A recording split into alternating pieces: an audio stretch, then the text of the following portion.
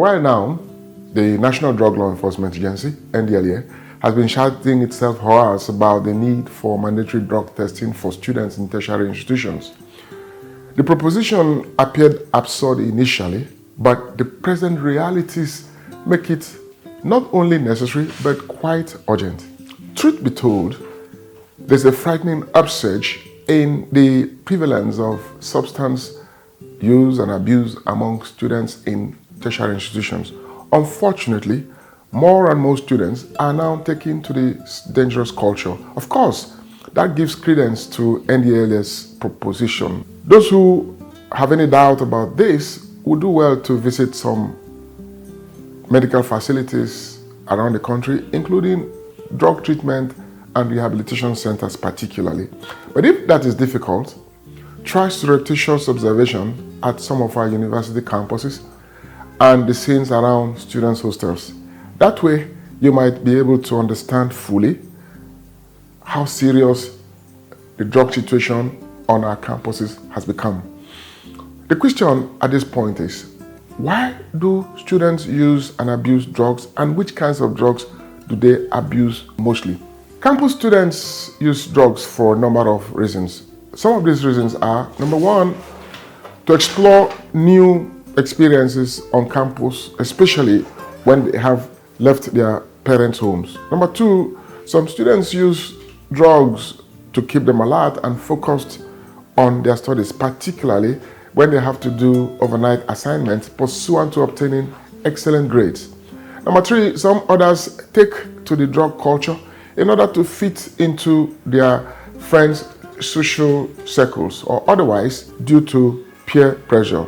Number four, another set of students take drugs to improve their moods and or to gain courage to perform certain functions or acts. Number five, some students who do drugs do so to enhance their in and out of school performances.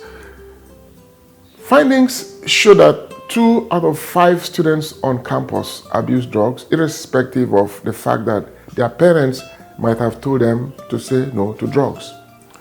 The following are some of the most commonly abused drugs on campuses. Number one, alcohol. Alcohol is legal, it's a legal drug, but its use encourages addiction. In other words, alcohol is a rapacious gateway drug. It leads young people into experimenting with other psychoactive substances. Unfortunately, the use of alcohol impacts negatively on the academic performance of students. According to available statistics, alcohol accounts for 28% of undergraduate students dropping out of school and 40% of other academic problems among young students. The second most abused drug among students is marijuana or cannabis and its other variants like SK and Arizona. About 5% of students on the campus use marijuana or SK on a daily basis. Because most undergraduates these days are within the age bracket of between 18 to 22 years, drug use is capable of affecting their minds to the extent of substance use disorders. A number of students also use prescription amphetamines like Adderall, also known as ADHD. Campus students who use this drug delude themselves into believing that it helps them to improve their focus and concentration while reading, and it will also help them to improve their academic performance, therefore. Another drug in this category is Ritalin. Ritalin is a prescription amphetamine that is used by students both as a party drug and study drug simultaneously. The other drugs in this group are Dexedrine and Concerta, amongst others.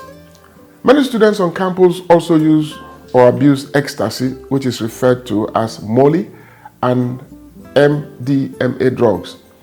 Students also abuse prescription opioids and narcotics like Vicodin, morphine, fentanyl, codeine, and tramadol. The abuse of tranquilizers like benzodiazepines, Ativan, Xanax, Sonata, Klonopin, and Valium have also been observed among campus students.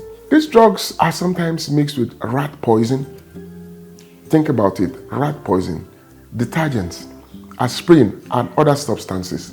The effect of these drugs include seizures, hallucinations, panic attacks, heart failure, and dehydration, amongst others.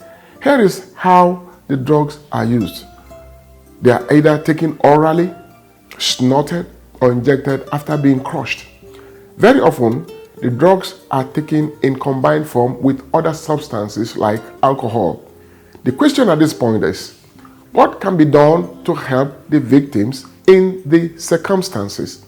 We do not advise that the National Drug Law Enforcement Agency, NDLEA, which hands are already full to the brim in the fight against drug, be involved in compulsory drug testing among campus students. However, we advise every tertiary institution should, as a matter of urgency, acquire and set up a drug testing lab. This should be complemented with well-equipped counseling services manned by counselors, clinical psychologists, and psychiatrists. But more importantly, once parents have observed that their children have a drug problem, they will do well to consult and seek help from appropriate professionals without any further delay whatsoever. I want to say thank you so much for finding time to watch this video. Please let us share the video with others, like the video, but more importantly, say yes to life and no to drugs. Thank you for watching it. God bless you.